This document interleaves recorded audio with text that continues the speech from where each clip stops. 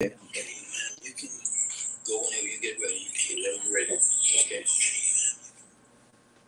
Do I need this? Or I can hear you. is it on? It's on. The red. It says red. on. Yeah, it says on. Yeah, it's on. Okay. Testing. Testing.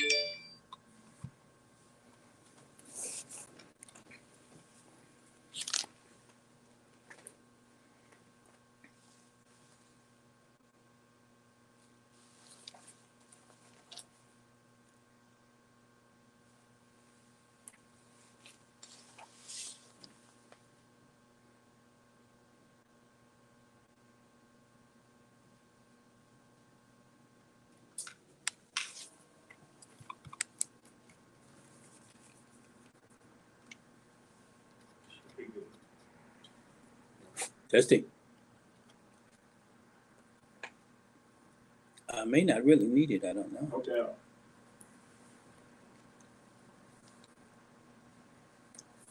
I certainly don't need it for this audience. There we go. Okay. Assalamu alaikum. Wa alaikum salam. Bismillahir Rahmanir Rahim. With Allah's name, the merciful benefactor, the merciful redeemer. Ashhadu an la ilaha illallah wahdahu la sharika lahu wa ashhadu anna Muhammad abduhu wa rasuluhu. With Allah's name, the merciful benefactor, the merciful redeemer, we witness that there is no God other than the Creator, that He is one alone, having no associates, having neither progeny nor ancestry, and that it is He who has revealed to Muhammad the Prophet sallallahu alaihi wasallam the Quran, His generous and noble Quran, that He is the seal of the prophets, and that He is a mercy to all of the worlds. So I greet you for this ta'aleem again. Assalamu alaikum. Wa alaikum salam. The Imam invited me, Imam El-Amin invited me to do the ta'aleem here tonight. And you know, as we all know, ta'aleem means education. So I know that I collected a lot of different notes that I took from media that I had looked at and from books that I had read to try to address the topic. And it was interesting because I had read many of them before, but I had forgotten some of the things, so they weren't in my recent memory. So I know you won't be, if you are able to understand anything that I'm saying, I know you won't be able to hold all of this. So I'm going to give, for those that really would have an interest in studying, I'm going to give a list of some books that I use in addressing the topic. Now, Imam had given the topic, the African-American Muslim contribution to al-Islam in America. And I'm deviating a little bit. I think there will be others that will come behind me that do an effective job, perhaps better than I could. But I will try to address the topic. But I have kind of specified this address that I'm giving here, this ta'aleem, as the impact and contribution of African Muslims and Muslim African Americans to America, al-Islam, and African Americans. So that gives me a little flexibility, a little wiggle room, and I know those that come behind me will do a very effective job. I enjoyed the ta'aleem last week with Imam Sahir that focused primarily on da'wah, and also the comments made by Imam El-Amin, particularly in relationship to the enslaved in Virginia that were utilizing principles and cultural practices from their past in their circumstances, in acknowledging leadership, even in how they did the farming, and also the reciting of the Quran until they were prohibited. And I'd never heard that before about the 40. That was very, very instructive for me, and I enjoyed that very much. Uh, I feel today a little bit like for those of you that are computer literate, and I'm not as computer literate as I need to be and would like to be, but I feel a little bit like a computer that needs to be defragged. You know, when you got a lot of different information and it's all around, and it needs to be set down and put in its proper place. So I've got a lot of notes here and fragments and things that I've made. So I hope that I'm able to make some sense, some intelligible presentation to you that you can benefit some. So I'm going to read off a list of books because you won't be able to. I know I can hold this. So I'm going to read some of these books that I use, and you may want to avail yourself of them if you're serious about studying the subject. For me, one of the foremost ones that I used was a book written by the Islamic History Project Group in the Association of Imam W.D. Muhammad called A History of Muslim African Americans. A History of Muslim African Americans.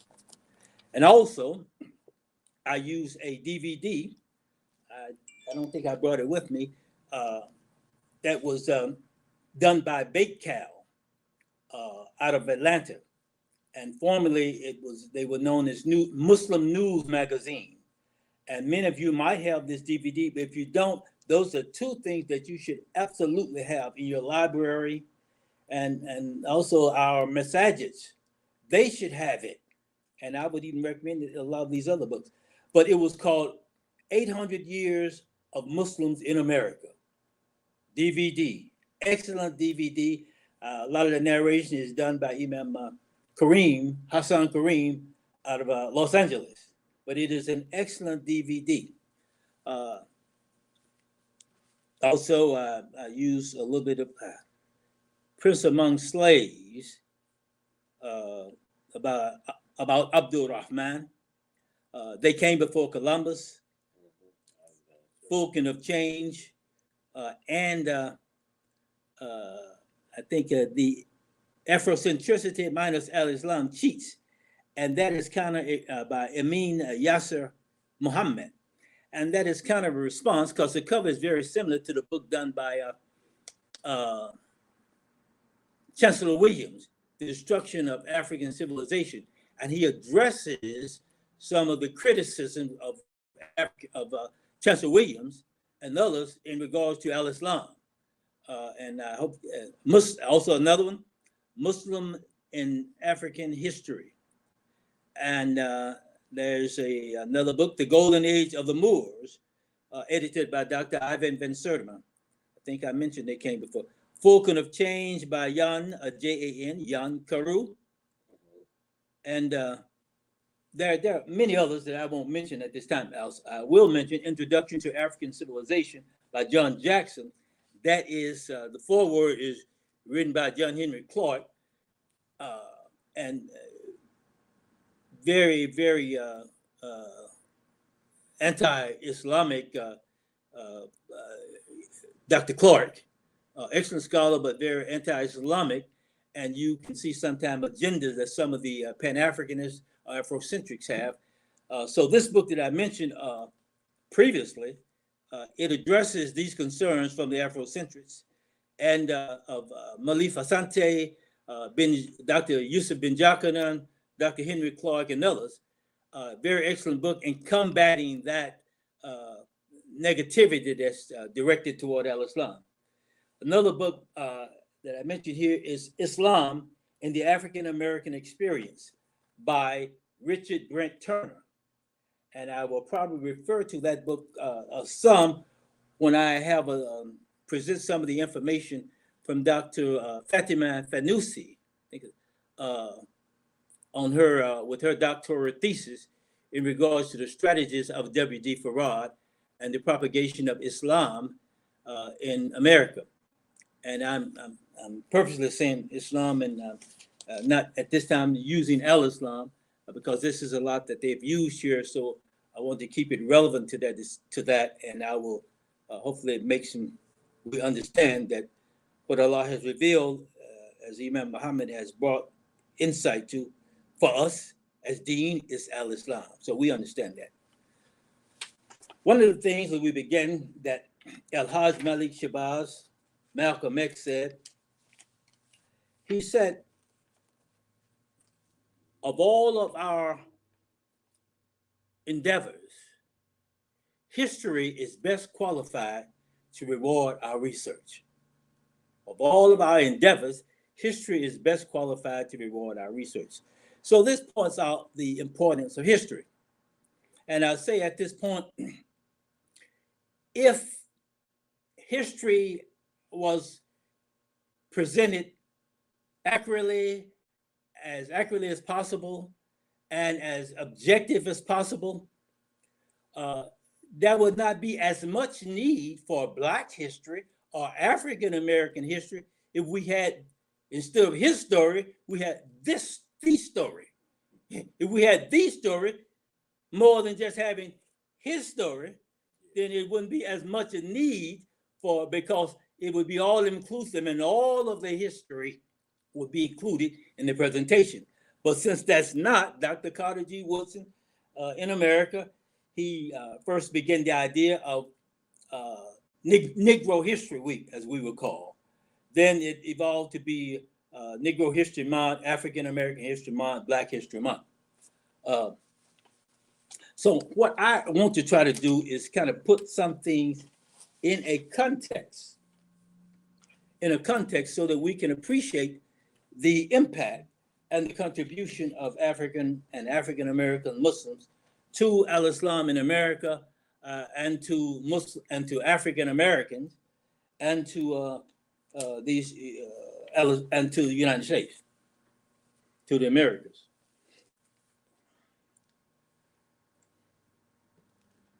The quest for nobility as a predicate to achievement.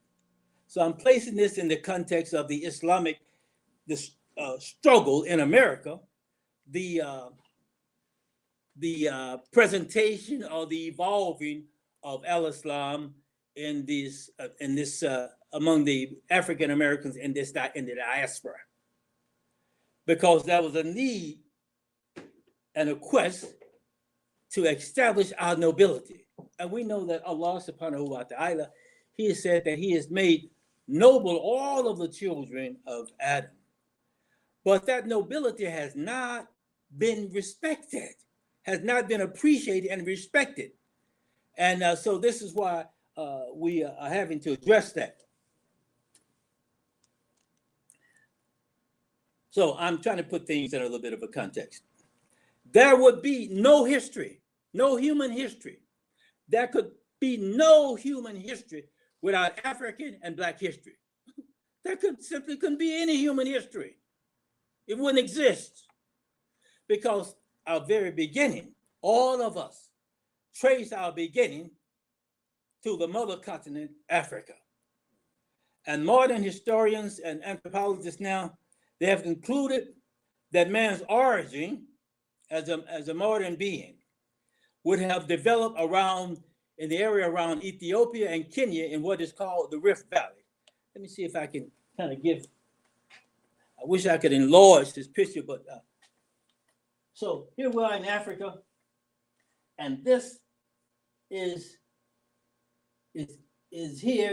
what we call Ethiopia. This is it, right? This is Ethiopia. We're here.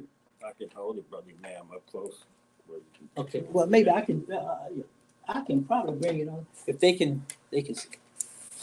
Okay. Yeah, it looks pretty good here. Okay. So this is Ethiopia right here, and this is Ethiopia in the Kenya area. So humanity as a modern species developed in this area, this rift, and from this Rift Valley, they spread into Arabia, they spread into Southern Africa, they spread into Sudan, to Egypt, they spread into India, they spread into these parts of Europe, went all over here into England and that area there. And we find in the history the presence of these Africoid people all over the world. and even in the Americas, way before Columbus. So I think that's good. That's good right there. Okay. So we're just pointing this out to say that without putting things in a context, we lose sight and value and appreciation of our common origin and our common humanity. And this is one of the central themes in the religion of Al-Islam, Tawheed. One creator, one creation, one humanity. So we can see as we look at the picture how close that Ethiopia is, and this, I think this is the Djibouti, and going from this very, very narrow strait across into Arabia here. This very, very narrow strait here into Arabia. We're gonna see if we can leave that sitting there as we continue the discussion. So, African people, black people, that we all descended from that. I heard one Caucasian anthropologist tell an audience of folk, we all come from Africa. Just get over it. Just get over it. So we are all one humanity, and this is consistent with what Allah subhanahu wa ta'ala has revealed. Looking at Abraham. So we just want to, so these people, they travel all over throughout the world. And whether or not if it's McRitchie's book, Ancient Blacks in Ancient Britain, or something like that, or if it's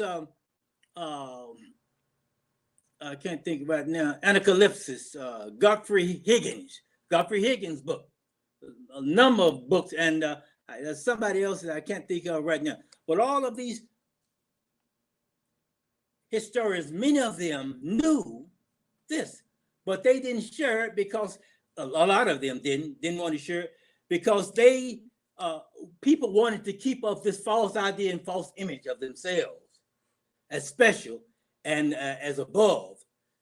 In fact, this is a principle of Iblis. And Akairu Minhu, I'm better than him. So this worked against that image. So they even tried at different times to develop different theories of multiple origins and of the humanity. But they all felt, they even conjured up, I forget the name of the skull that they conjured up to say, oh, this is a Piltown man, I believe they call it. They say, oh no, this is the Europeans from here. No, they made it up from human skull and the skull, gorilla, and some other animals, because they did not want to accept the fact that we all have one common origin and one humanity. So I'm skipping now. Just wanted to point that. I'm skipping now to this Abraham. I'm trying to put Africans and Black people in a context because many of us coming up in school in my generation earlier, we thought the only history we had was as a slave. And I saw one man not too long ago.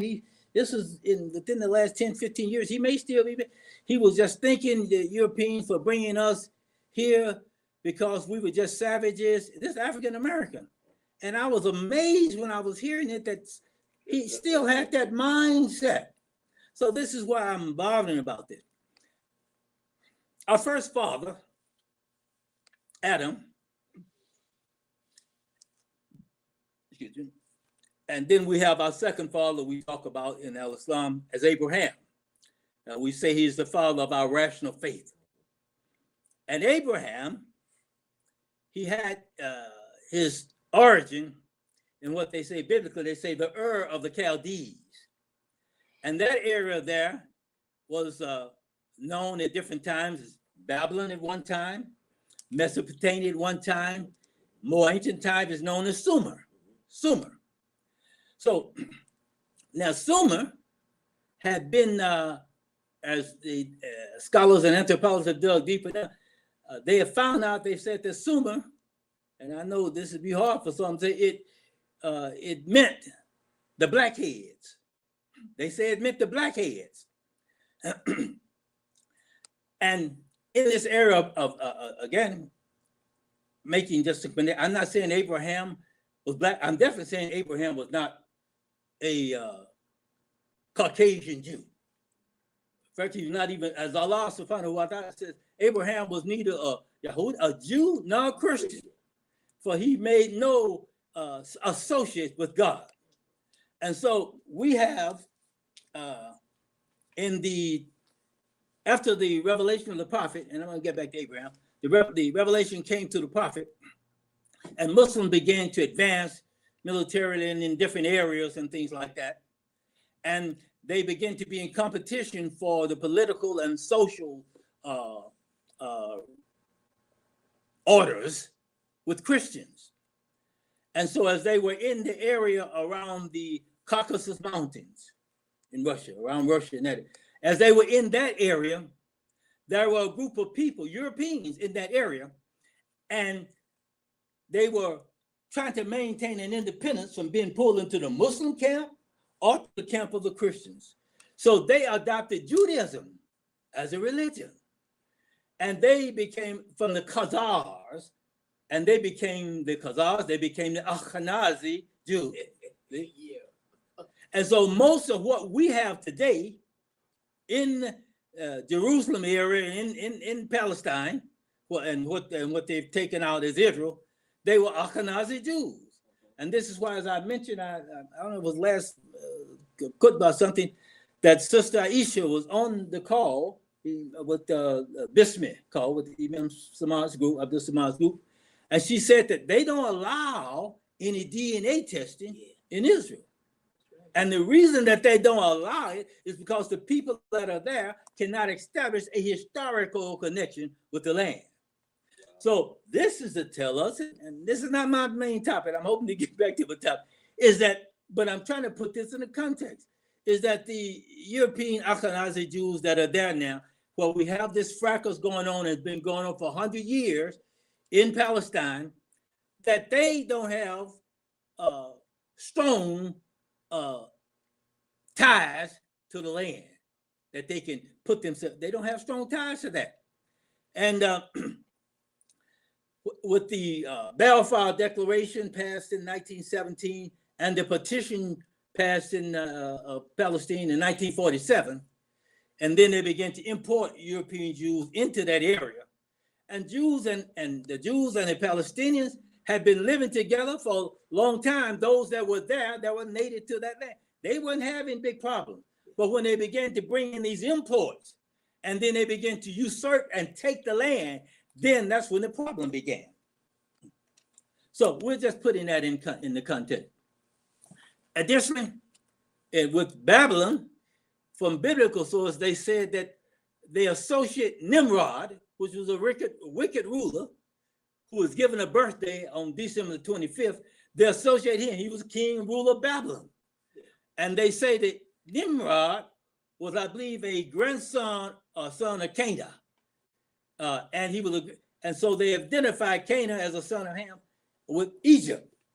So they say, they have no doubt, say, okay, Nimrod was black. So Nimrod is also associated with the same area of Babylon that was early on with Sumer, the land of the blackheads. So now we know that Abraham's wife, Hagar, was an Egyptian, and that the Egyptians, and when I say she was Egyptian, she was an African. See? So a lot of people, even to this time, they don't understand that Egypt is in Africa, and that the population that we have now, predominantly Arab population, they were new people to the land. Egypt was populated from people from the south. They came up from the south, from the Sudan and on down in this area. They came up into the Fertile Crescent. And the Ethiopians, as a matter of fact, they say Egypt was a colony of theirs. They say Egypt was a colony of theirs. See? So what we are trying to do is establish that we have a greater history than a history of slavery. Get that out of your mind. The Ethiopian Jews have a much more legitimate claim to Judaism as Jews than the Ashkenazi Jews. They can claim relationship to Jews, historical Hebrews, and the historical Hebrews were not Ashkenazi. I know they don't like this. They don't like this kind of talk. I'm surprised since they may cut me off. No, they won't, brother. It's your boss. But they have a better claim to the historical Hebrews and Jews because of Menelik II, that was a son of Solomon by Sheba. Now Sheba, what they say, the queen of Sheba is from Saba, and the Sabians. Now, when we point out here in this picture, let's see if you all can make it still see. Yes, in Africa here, and down here at the Djibouti, and when they went up into southern Arabia, this area here, this is Yemen, and it's a very small distance from this straight here, maybe 20, maybe a very, very small distance. So they went into Yemen, these Africans, and they were there for a long period of time ruling. And the Kushite Empire that came out of Ethiopia, they went all over here, the Kushites. Another book, excellent book I would recommend is The Wonderful Ethiopians of the Ancient Kushite Empire by Drusilla Houston. Excellent book. If you are really serious about wanting to understand and know and appreciate this history. So I'm just putting some things in a context. I'm going to skip on down to the time of our Prophet Muhammad sallallahu alaihi wasallam. So Abraham, he traveled around that area. That area there now, in that it is now what would be known as Iraq. I think in the area of Basra, perhaps. That's that area where Ur was, Mesopotamia, all that now would be known as part of Iraq, around Basra, I believe. So Abraham traveled from that area, and he went into Egypt. He went into Palestine. He went into Egypt and Canaan and all these different lands here now.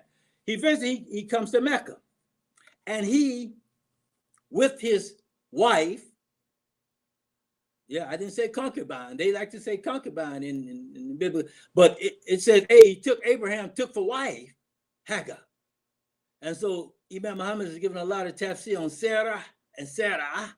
He's giving a lot of tafsir on that, which we won't have the time to go into. We're rushing there and pressing for time now. But he went into that area and he established the Kaaba. But Hagar, after Hagar was sent there with Ishmael being put out, it was Hagar who, with Ishmael and her child, looking and searching for water as they were put out to the desert in that area. So it says, so that the house of God could be built. So they put out there, and Ishmael is a baby, and this is before Isaac, because Ishmael is a baby. Ishmael was at least, I believe, 15 years or so older than Isaac, Ishaq. So they're there, and then water is discovered, comes up as the narration given at the hill of Ishmael. And because of that, the area there is established as a settlement. And the city there grows from that with the Juhram, I believe Juhram, those people there, they asked permission to begin to use this well, the well of Zamzam. And it is still functioning with water now after all this time. In fact, I got some of that water of Zamzam when I went on hard. So we know that this African woman, the wife of Abraham, she is associated very strongly with the establishment of Mecca as an urban area. And so it is in this area that Abraham built the Kaaba. And then he built this Kaaba that was dedicated to the worship of one God without progeny, without ancestry. And not only did he establish the physical structure, he established the logic for the construction of the religion. And that logic formulated and primarily based upon Tawheed, that there is no God but the one God. So he raised the foundation. He raised the Qawaid. He established the logic, he and Ismail. So we have that strong connection there. Ismail, the son of the African woman. So we are not strangers and we are not outsiders. to the contribution of Islam to the world. We're right in the middle, in the thick of things. Not only that, Muhammad, the Prophet sallallahu alaihi wasallam, among the earliest converts was Bilal ibn Rabah, that became the first muezzin and became the first treasurer under the Prophet. And Bilal ibn Rabah, his father was a general under Abraha. And Abraha was one of these ones that came out of Ethiopia, came out of Abyssinia, came out of there. Here we are. Came out of there and went into Yemen. See? They went into Yemen. So Abraha was a general that in the year that the Prophet was born, 570, the year of the elephant. Abraha took these elephants and he's going to go and attack the Kaaba that Abraham built because he wanted to divert the worship and the pilgrimage to an area where he was.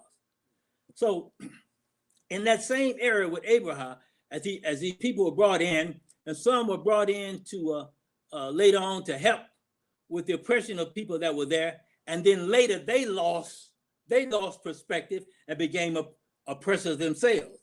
And Bilal's father was one of the generals under Abraham.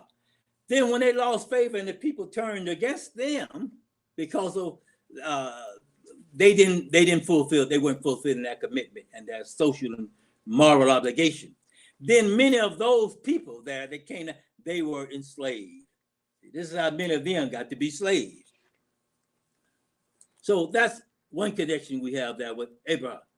So now, establishing that we are not foreigners to this movement, to this religion. When the Prophet was under stress and under oppression, his community, and he told his followers, he told them to go to Abyssinia, migrate to Abyssinia. They did migrate to this area of later time known as Abyssinia, that was Ethiopia. Migrate to that area there. There's a negus there, there's a ruler there that will be receptive to you. And so I believe it was Jafar and others, they migrated there. And when the pagans from Arabia came to get them, and they said, give us our people, they don't believe as you do, and they this and that. So they were trying to do everything they can to take them back where they could oppress them again.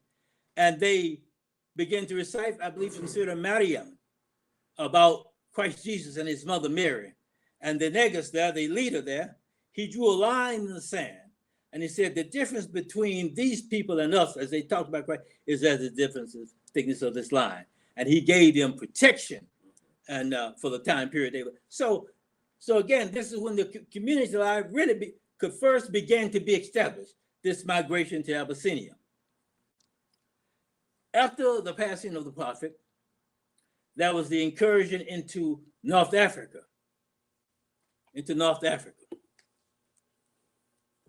So they're moving here from, as we said, from Arabia here.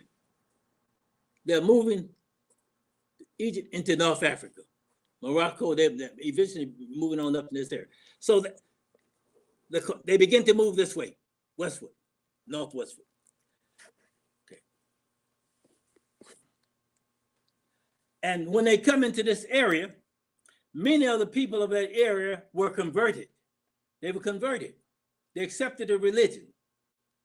Not all of them, as John Henry Clark and others like to say, were just enslaved. We know there were some Arabs and there were some North Africans who later on engaged in slavery. Some of them professing to be Muslim. Yes, we know that is a fact, but that wasn't most of the conversion took place there, not by them being subjugated and made slaves. And at the time that they went into there, the indigenous people were not in control, they were under Roman authority. See? So they came in expelling the Romans. So I have referred and referenced these books that I mentioned earlier so that you can get a more complete understanding. We won't have time to do all of that tonight. So as many of these people in this area, they converted in Morocco. And there were also what they call Berbers. There were Black Africans, And the Berbers were indigenous. They've said to that. There's more research to be done on where they come from, but they were indigenous to North Africa, and they had the same African social customs as the other Africans, based on a matrilineal society. These are the principles that they follow. Instead of a patriarchy, their principles based on a matrilineal society. So it shows their connection historically with an African connection, the Berbers, and later on they with different skirmishes and things with Europeans there, they were called on what they call the Barbary Coast. Then they became known as Berbers. Leo Africanus out of Morocco, he was one of those, and Leo Africanus, his name was but it was Muhammad something else. That was his given name, and he went to the University of Fez, Morocco. But when he was traveling, I think going back to Fez from Morocco, going from from Spain, he was captured by the Portuguese and later taken to Rome. They Pope changed his name to Leo Africanus. But when you had these conversion of these people up in this area, up in North Africa here, when you had this conversion of them up in North Africa, and they became Muslims, in 711, these Berbers, along with Moors, they went into Spain at the invitation of Count Julian to come in to help with some dispute that they were having. And it was Tariq, the general, that came in through this little narrow strait here. See how close that North Africa is there? To this Strait of Gibraltar. So they came in from North Africa into Spain in 711. Some people say this is why they say, oh, thank heaven for 711, because they brought knowledge, science, and refinement in there, and they ultimately brought about the revival of Europe that had fallen into the Dark Ages, because whatever had happened with the Roman knowledge had been lost. So this is Moorish, and this area, this time of Moorish Spain, and the glorious, I don't know if I put the book, I mentioned the book, The Glorious Age, the Golden Age of the Moors. It lasted from 711 up to 1492. And 500 to 600 years of those years, they were complete excellence. Then you had different skirmishes and civil war in there, and you had the Muslims fighting against each other, and they lost some of their resolve. And they were expelled finally in 1492. And they were expelled. The last stronghold was pointing out to the Christians there, to the Europeans. It was pointing out, for they were told that as they were shown the path, say, if you follow this path, and when you get to a certain point where there'll be a skull on the top of a pole, it'd be the skull of a cow on the top of this pole. This will be that last stronghold, I believe, in Granada, Spain. And so in Spanish, the head of the skull of the cow head is cabeza. Vaca is cow. That's why we have cowboys, vaqueros. And so cabeza de vaca, later the family that was responsible for pointing out that last fortress and stronghold was of Cabeza de Vaca, the famous European explorer that we have. He was part of that family and took that name, Cabeza de Vaca. It's just so much that you just can't get to. So many of the Muslims, they were expelled in 1492, and many of the Jews that were there, they had a civilization that was very cooperative between Muslim, Christians, and Jews as the Muslims were ruling. With the Spanish Inquisition, many of the Jews were expelled, Moranos, I think they call it, and then the Muslims, they were expelled. And when the Europeans began to explore North America, first the Muslims already knew and were teaching with Muhammad Idrisi and others. They knew that the world was round.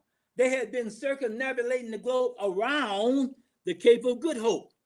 Muhammad Idrisi and others, they'd already been going around the Cape of Good Hope. And there was knowledge with Madagascar, with some of the sailors, the African sailors, that they knew of lands to the west. They knew of lands to the west. And the Portuguese, first when they begin to explore Spain and Portugal, they come out here and they sail around a little bit and they get a little bit more confidence and they go back. Then they sail a little bit further. Then they finally sail a little bit. And then finally they sail where they can go around the Cape of Good Hope. Then they find out from these African explorers that they hear rumors that there are lands to the west. And they had Prince Henry the Navigator set up a navigation school, but it was based already upon what Muslim navigators had already been doing, and he had borrowed from them. I'm running out of time. I'm trying to cut through. You're doing a good job. I'm trying to cut through. It's a lot. Many of the instruments that they use for navigating, the astrolabe, the Arabs and other Africans had been using that to navigate across the desert. They use those instruments for navigating to come across from Spain to the Americas. They use those. And some of the ships that they use have said to have been built by the Negro Pinzon, that is the Black Pinzon brothers of Spanish nobility. The Negro Pinzons, they call them. And at least two or three of the navigators of these ships of Columbus, they were known to be Muslims. Now, when I was in Haiti, one brother, they told me to say, well, we have the, was it the Nina was in one of those ships was in the harbor out there around, what was the Haiti? I can't think of the city in Haiti. I was in beautiful water. But one of those ships, he said, it's sunk, it's out here. I think it's the Nina. Santo de Nina, the Santa Maria, Pinto de Nina, Santa Maria. I think it's a Nina that was out there. But at any rate, so they had used instruments from the Muslims, and they were trying to find a Western. They weren't looking for new land. They were trying to find another route, a sea route, because this spice trade to India and these areas here was dominated by the Muslims. And so they were looking for a route to India because the Muslims had dominated these land trade routes. And so they stumbled into America.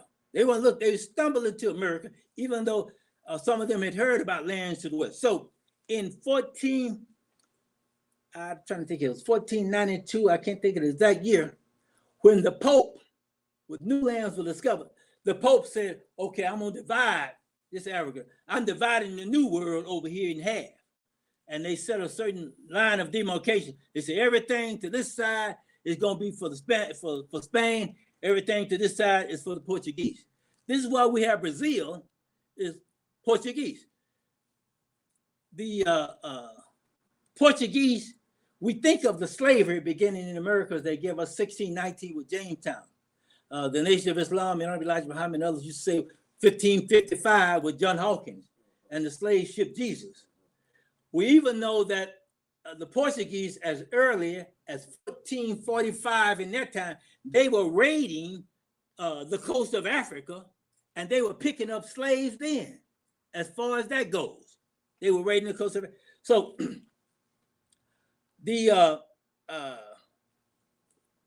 with this incursion and the development of navigation by the Europeans, then they began exploration of the New World. There is a river or under an ocean current that runs across the Atlantic here, from Spain, from Africa, in particular from Africa, into the Gulf. And the Europeans, when they came to the Americas, they discovered that there was some black folk here. Columbus, and there were messages here. Columbus said that he saw, and a lot of this is based upon the DVD I said, 800 Years of Muslim Rule.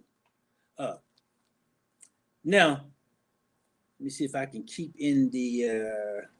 10 minutes, brother. How many? 10. 10 minutes. I got 10 minutes. So let me just say this. When the Europeans got here, they discovered the mosque in Cuba up on a mountain. And I suspect that even the name Cuba is related to Carib, meaning near. I suspect that these near islands. I suspected Carib, as they call the Caribbean Indians, Native Americans. So now, when they found that these African people that were here, they have been able to trace them back to Mansa Musa's brother, Abu Bakari II. Abu Bakari became the Mensa, or the leader. He was the leader in 1310. And he took a journey, I believe his journey was 1310, 1312. He left this West African area here. He left that for the Americas because he turned over his throne to his brother, Mansa Musa. And Mansa Musa, on the pilgrimage to Hajj in 1324, had so much gold that he was passing out that he drove the price of gold down for a decade or more.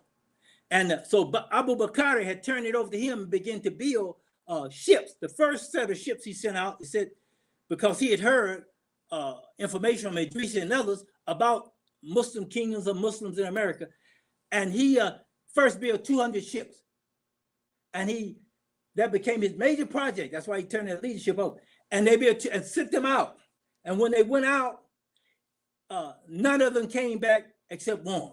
Some say the one eventually went to the Gulf of Mexico, but all the others, they never came back. So when that one returned, he told Abu Bakr, he said, what happened? What happened? Where are the ships? He said, they got caught in the Great River. He said, we turned back. And so Mansa Musa then, not Mansa Musa, but Abu Bakr, he said, he built 1,000 ships, it said. There are records of the Muslims shipping giraffes to China and also shipping elephants to China. Columbus, in his second journal, he mentions that while he was going there, he saw Africans coming back. And so there's this current that leads right into the Gulf of Mexico, and then it said they travel up the Great River from the Gulf of Mexico, and they assumed this to be the Mississippi. Now, when they found Africans there and also around this coast, and they believe that they are connected with Abu Bakr and the expeditions and settlements that he established.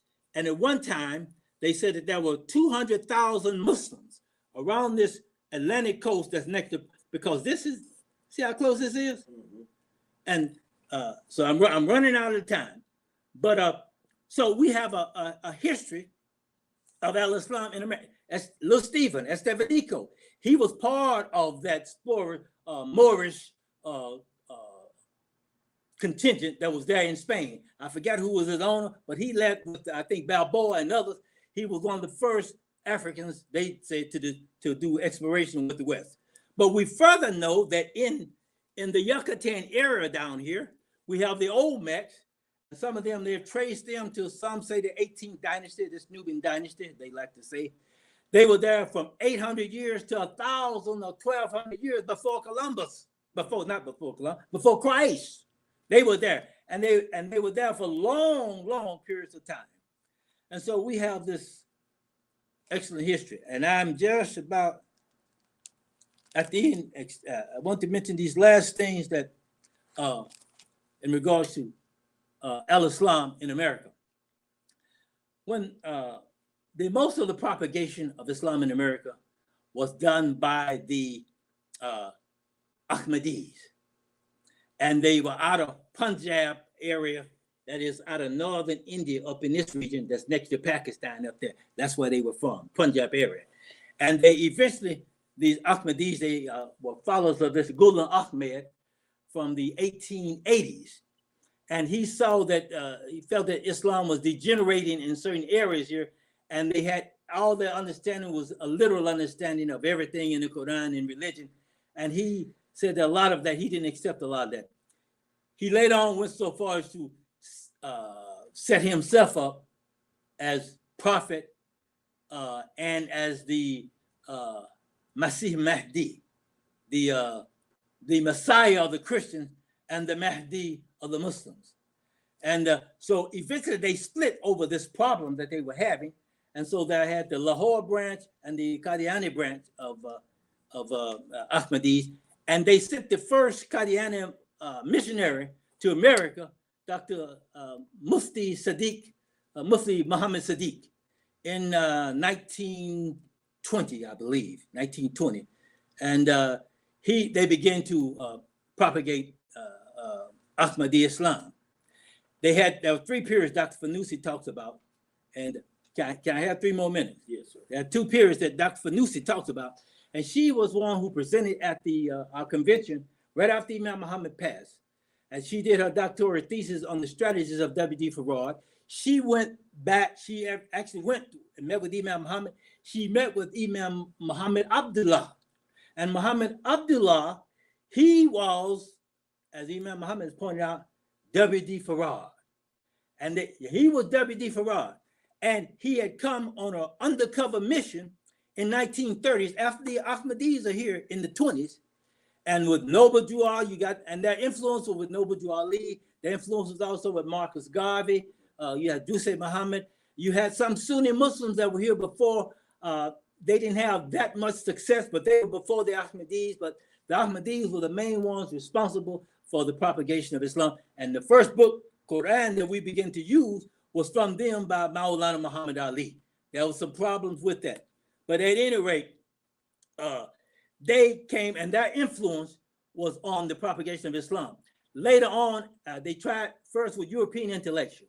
Then they had much success. Subsequently, skipping over a bunch, they got frustrated and started to come to the African Americans.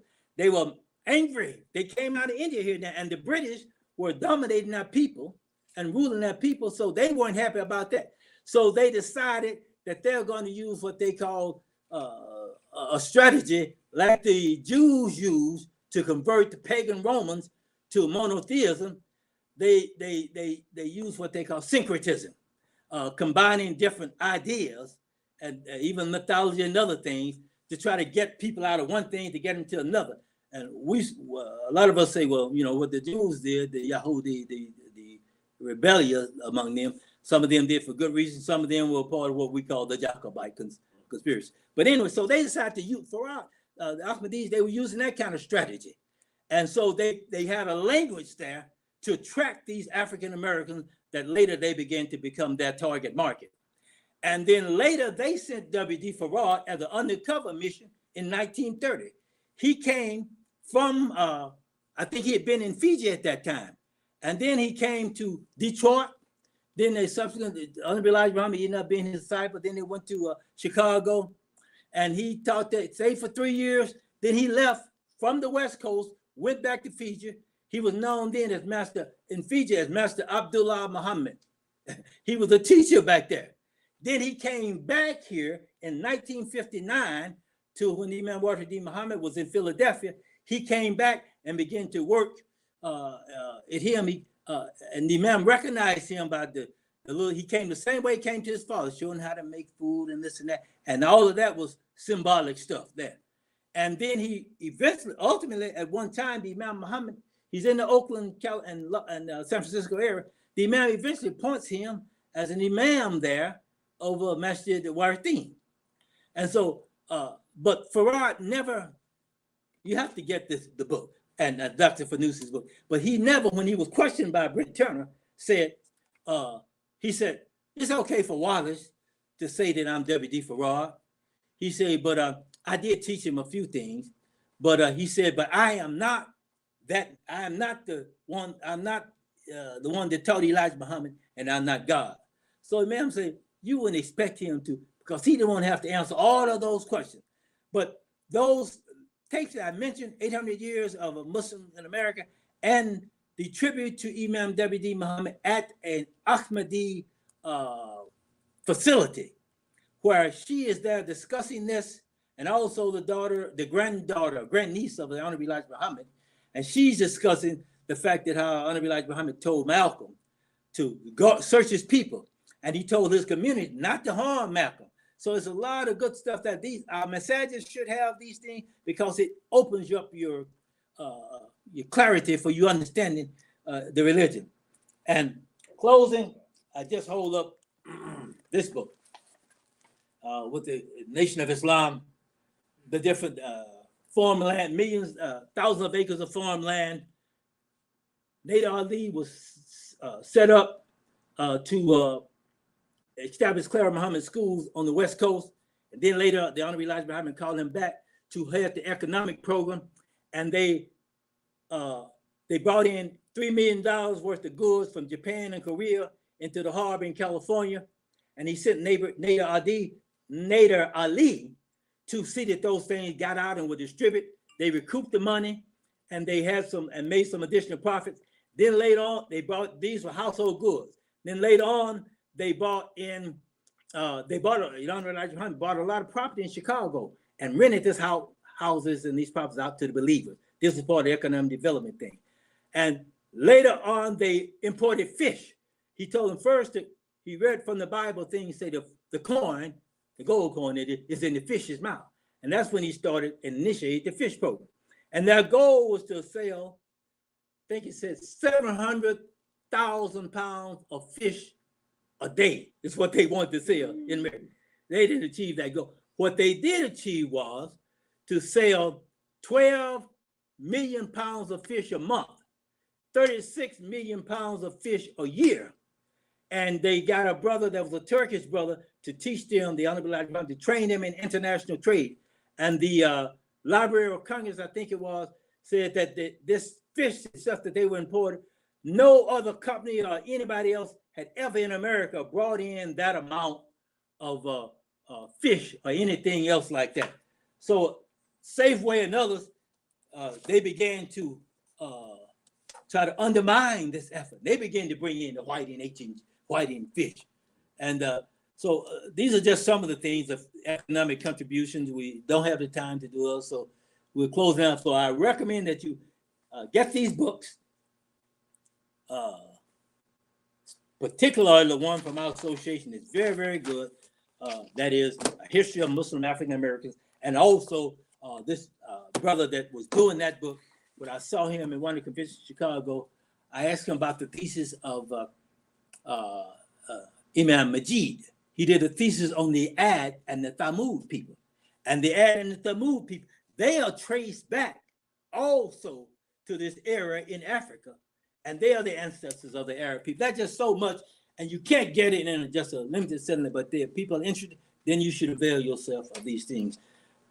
ربنا لا تزغ قلوبنا بعد إذ هديتنا وهب لنا من لدنك رحمة إنك أنت الوهاب آمين. Assalamu alaikum. I'm just going to make a brief comment. We're going to close. Thank you, Brother Imam. Yes, sir. Thank you. Absolutely, brother. I always good. I will be Brother Second. Thank you. Yes, sir. That's something you want? No, I'm fine. Assalamu alaikum. We want to thank our dear brother, Imam Talib.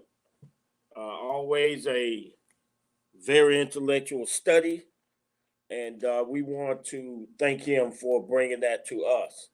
A lot of history. You will see in my comments a few of the books that he mentioned. You will see also my comments about the DVD that he mentioned. So please, I'm going to hold these up just for those who do want to get a copy of these books. It's a lot of history, a lot of reading. But if you want to know your origin and the contributions that African Americans and the Africans have made toward Islam in America here, then I suggest you read these books, inshallah. We appreciate a studious study. Every believer, every human being should appreciate a studious study, especially of self. That is the most important of them all. So, brother Imam Talib, we appreciate you, dear brother, our friend, who always come and educate and help us. He's been teaching me for a long time. So praise be to Allah. Praise be to Allah. So we're going to close out with a small prayer. I know it's a little over our time, so we're going to close out with a small dua. And again, we thank Allah. We thank Allah for this time. We thank the Islamic Association of DeSoto, Texas, and Imam Malik for affording us and allowing us this opportunity to learn together, inshallah. We say, Rabbina atina fid dunya hasanatan wa fil akhirati hasanatan wa qina adhaban nar. Our Lord bless us of the good things in this life and in the hereafter. Save us from the torment of the fire. Ameen. Assalamu alaikum. Ramadan is upon us.